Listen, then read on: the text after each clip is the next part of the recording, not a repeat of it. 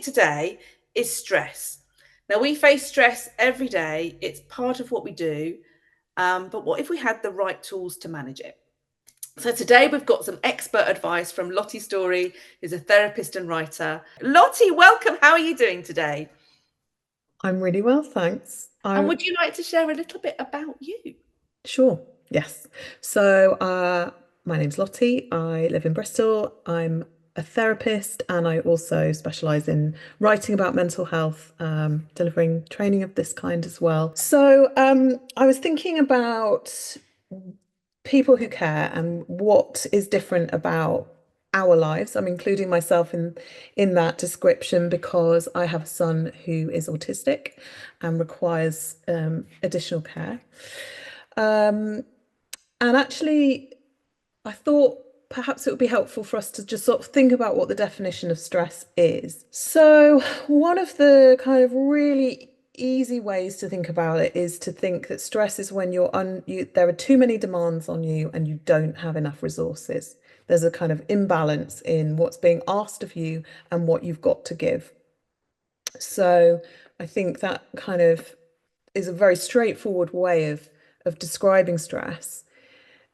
What's happening in the body is a really interesting one because I don't know if the kind of names of some of the stress hormones like adrenaline or cortisol might be familiar to people, but basically this is where our body is alert to a kind of stress, a threat, something that we know is a demand that's being placed on us.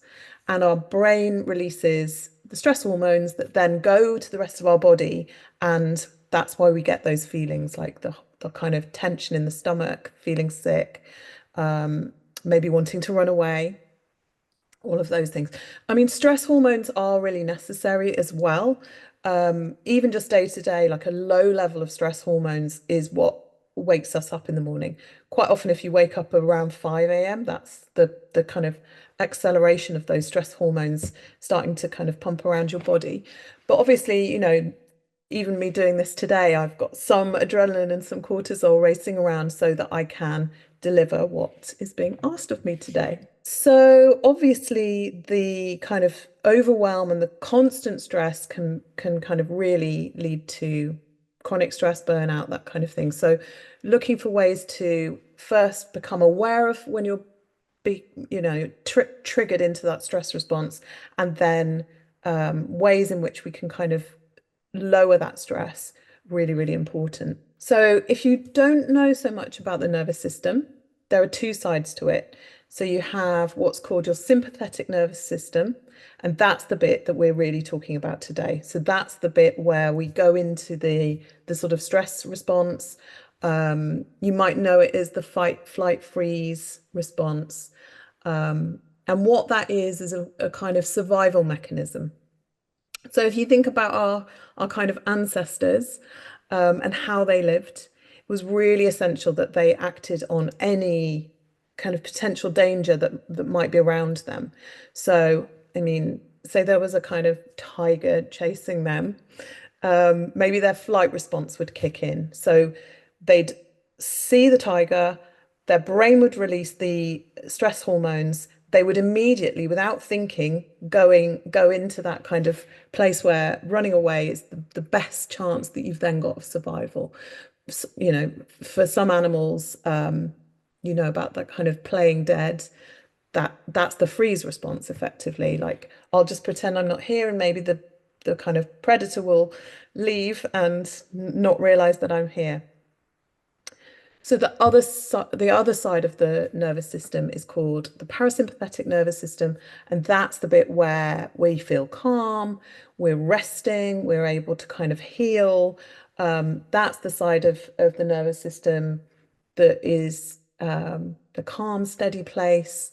But we have to acknowledge that our brain is really clever. It just is trying to keep us alive. That's why it's doing all the things that it does. It just wants us to survive. But it doesn't know the difference between whether we are being chased by a tiger or whether we've lost our keys and we're going to be late. So stress is stress is stress. That is the unfortunate truth of it. So that sympathetic nervous system then gets really activated whenever our brain feels that we're in danger of some kind. So when we're in that sympathetic nervous system response, all of our kind of faculties go towards keeping us alive. So your concentration, your memory, your focus, all of those things can go kind of offline. Your pain receptors are affected. You might feel more tension. Your memory is affected, your concentration, inflammation, your digestion. I think when I asked like this kind of signs that you know physically that you're stressed, these are some of the things that you guys described. But that was actually kind of designed for quite short-term activation, those things. That was kind of like keep you safe in the moment and then done, and then you're back in that parasympathetic nervous system. So when we're back in that kind of safety zone, that's when you can kind of heal. This is why we don't need to kind of seek treatment for things like paper cuts. Our body knows what to do. But you can't heal if you're running from a tiger. So I'm thinking about for carers, for you guys, you might also find that the stress of the person that you're caring for might trigger your own stress response. It's very difficult to stay regulated in that kind of rest and digest place when you're with another person who is dysregulated. I know that I found that very much when my children were little, that if they were dysregulated, to just kind of stay in that calm place and to kind of manage everything like this kind of perfect parent that I wanted to be was really, really challenging. And that's the reality of what we're dealing with, whether we're parenting, whether we're caring. There's only so much control we can have over our experience because we're dealing with other people as well. Right, so let's do the stress bucket exercise. So the stress bucket is a really helpful metaphor for thinking about how we manage stress. So I'm not an artist, I'm a therapist, but I've drawn a little bucket here. So I don't know if you want to draw your own bucket on a piece of paper and imagine that everything that causes you stress fills your bucket up. So I've drawn mine quite full there. The more stress you have, the fuller your bucket becomes.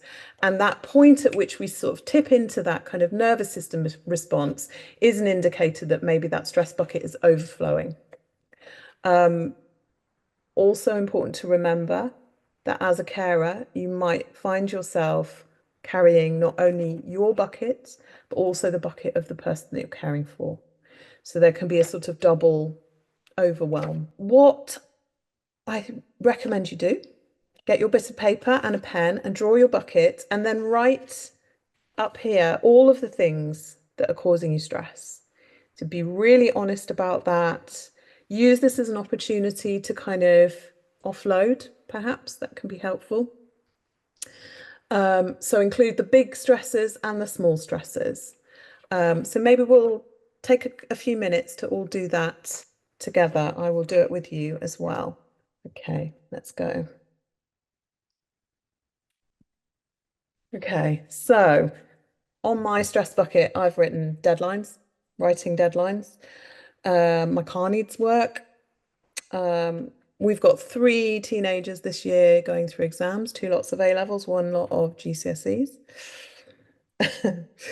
My parents are elderly and need support, lack of sleep, money, what's happening in the world, messy house, my to-do list generally. That's what I've got so far. So maybe take a closer look at what you've written down on around your stress bucket and perhaps highlight what's yours and what belongs to the person that you're caring for. Just so that you're really, really clear about what you have some control over perhaps and what you don't have control over. I'm definitely highlighting the kids and their exams and my parents and what's happening in the world.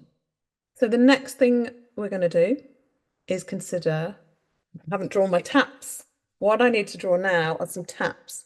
So the taps, just as the kind of stress flows into the bucket, the tap is what lets the stress out of the bucket. So anything that helps you to de-stress, could think of as a tap. So perhaps take a moment to, I'm not going to make you draw a tap.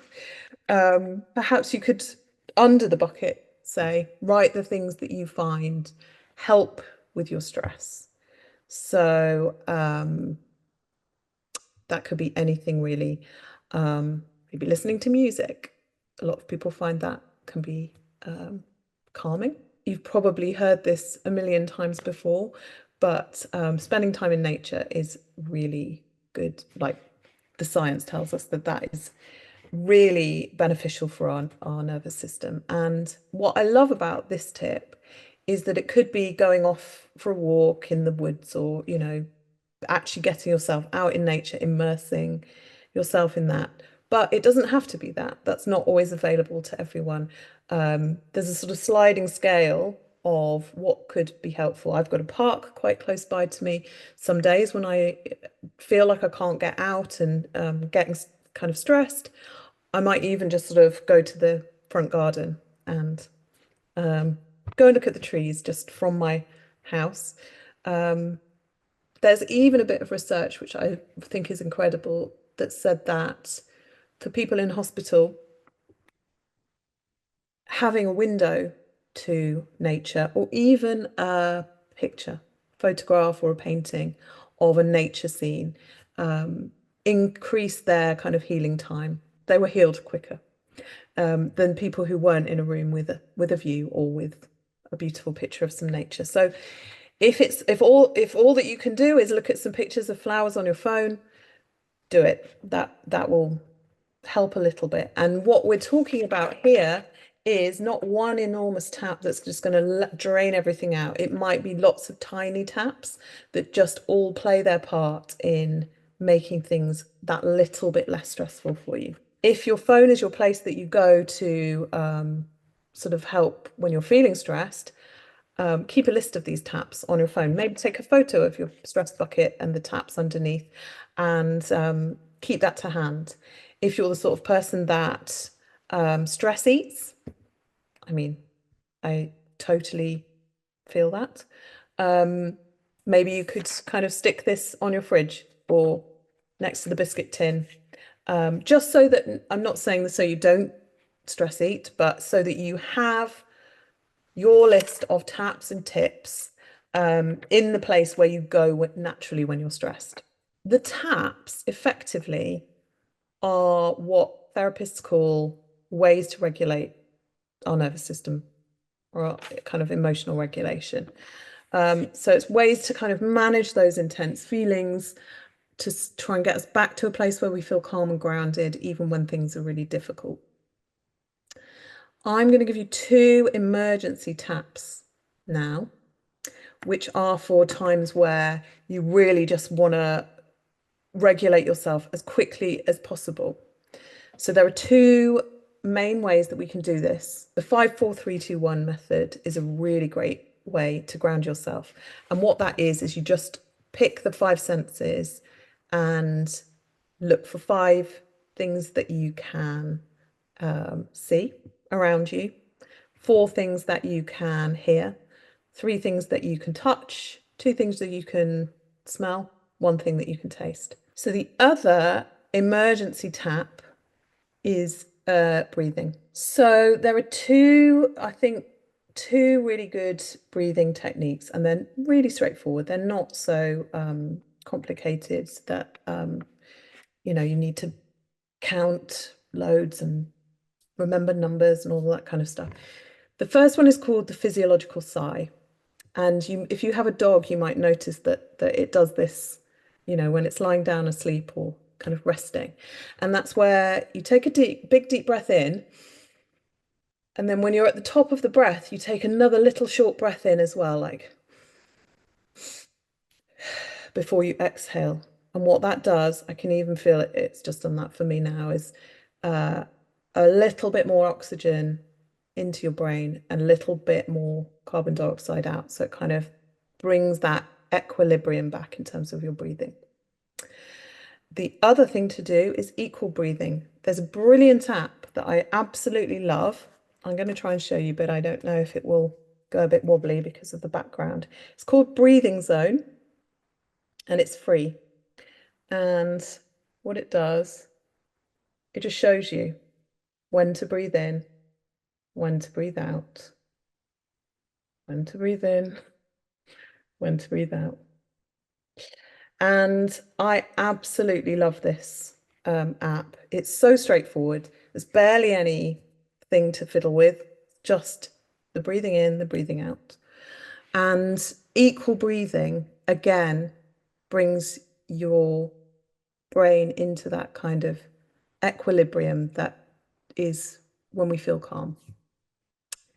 So you can do that both when you're feeling stressed as a sort of emergency firefighting technique, or you can also do 20 minutes a day. If you have like a walk that you go on, or, you know, if you're doing something else, it maybe if you're preparing some food, you can make it beep, you can make it vibrate, you can just do that as you're doing something else. I try and do it every day as a way to grow the size of your stress bucket. And what I mean by that is you're increasing your tolerance to stress so you can handle more without getting overwhelmed.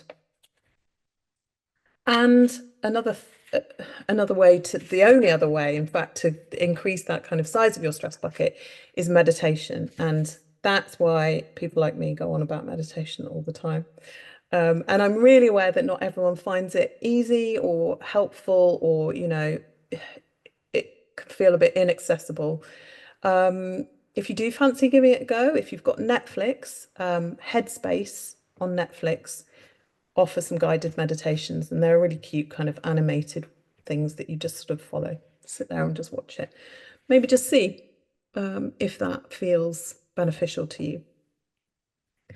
I'm just going to give you one more recommendation for an app, which is called How We Feel.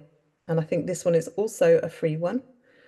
And you can use this to check in with how you're feeling.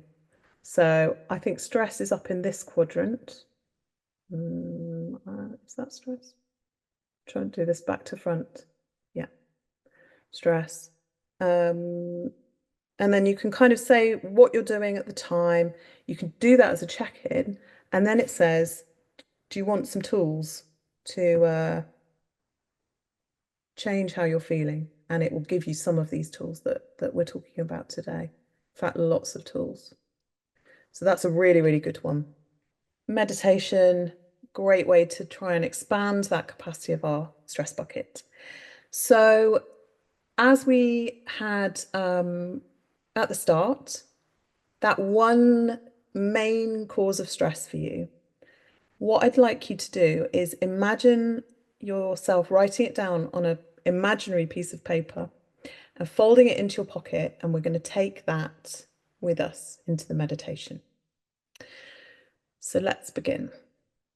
So if you feel comfortable closing your eyes, then I would invite you to do that, or you can soften your gaze, you can look down. Find a really comfortable position, make sure that you're feeling comfortable and safe. Have a little wriggle around in your chair until you get comfy. You can lie down if you want. Make sure you're warm enough. If there's a blanket or something like that, a jumper around you. And take a few moments just to sort of connect with yourself. Maybe a few deep breaths that we could take together. If that's not available for you right now, then don't worry about that.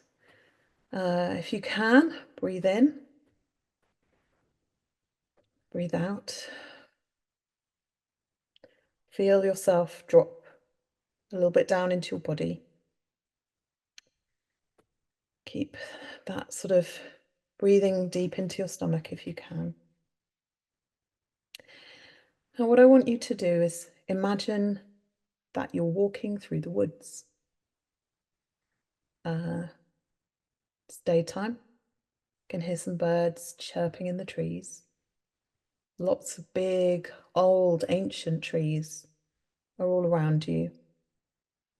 And as you walk, you can feel the sort of rough ground under your feet, the woodland plants sort of springing up alongside the path. And you come across a clearing with a stream. You can hear the water rushing by, and it's clear and cool. You decide to follow the stream. You're walking down alongside the stream as it rushes past. Eventually, the stream comes out of the woods onto a beach. You're walking along on the sand, and you can hear the waves gently breaking on the shore.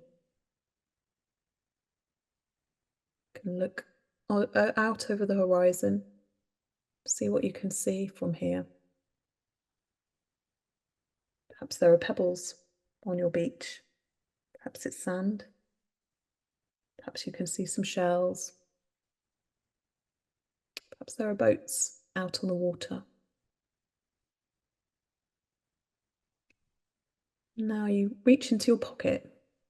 You take out the piece of paper. And you can fold it maybe into a paper aeroplane or paper boat. Up to you. You've got a boat, you can walk towards the shore and set your boat into the water. Make your aeroplane fly up into the sky over the sea. Watch as a breeze catches it, and you watch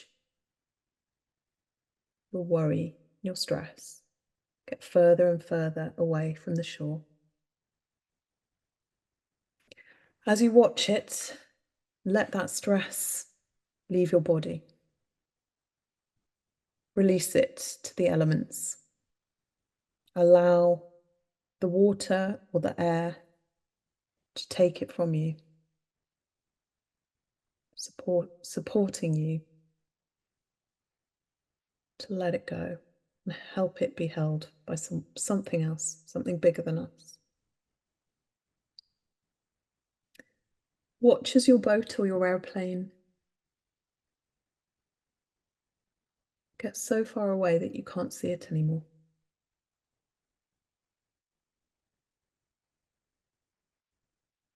Now you're going to turn around and look up the beach, and you'll see a group of other people just like you, part of the caring community. All just said goodbye to those stresses. You all come to stand together. We all come to stand together in a circle. And take the hand of the person next to you, either side. We'll all stand together in our circle like that. Make sure your feet are really grounded on the sand or the pebbles beneath you. And imagine some energy that's coming from that ground, traveling up through your feet, through your legs, and into that real center place in the middle of your body. Still holding the hand of the person next to you. We'll look up to the sky and imagine that the energy from the sun above us is traveling down through the tops of our heads, through our torso, and again to that real central core of our body. The energy from the sky and the energy from the land meet together in the center of our bodies. We feel energized by this life force that has entered our system. Squeeze the hands of the person to your left and the person to your right. And in that squeeze, as you feel them squeezing your hand back, know that they understand you. They understand what it's like. Know that you're bigger, part of a bigger community, and feel the support of who you are and what you're doing. And this is a place that you can come back to next time you feel stressed. Take a moment, come back to this place. Feel the support of this circle of carers. Know that there are people out there who know what you're going through, how difficult things can be. We're here to support each other. We know what it's like. Give the hands of those next to you one last squeeze before you let go. The circle begins to fade away. As you begin to remember where you are, your body seated, lying down, or eyes closed or looking downwards. Remember the floor beneath you and the ceiling above you. Take a few more breaths. Begin to wiggle your fingers and toes. Open your eyes and come back into the room.